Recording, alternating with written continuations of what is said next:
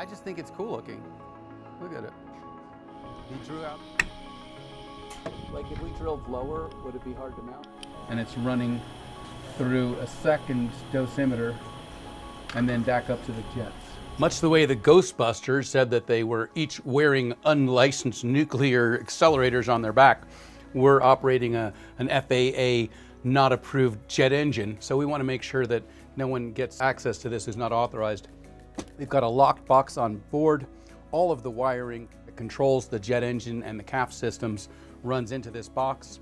We can turn everything on and off from in here, close that and lock it, and no one starts the jets but us.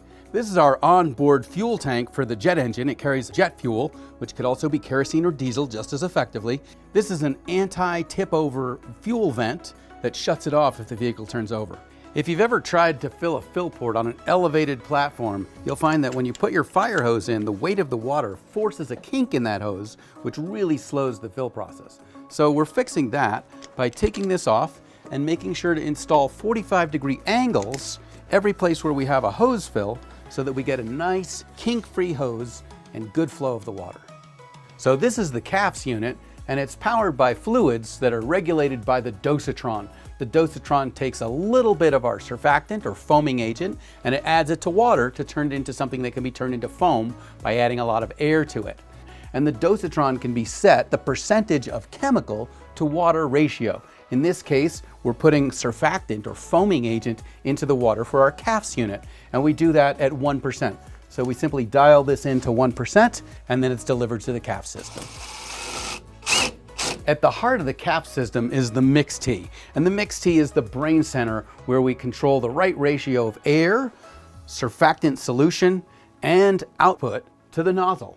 This system here will allow us to precisely blend the right amount of solution to air to make the richest foam for providing a thermal barrier for structures. For testing, we're using a 65-gallon tank on board, and the tank then bifurcates to 2 water pumps. A high pressure system, which is necessary to operate the jet nozzles, and a high volume system, which is necessary to operate the CAF system.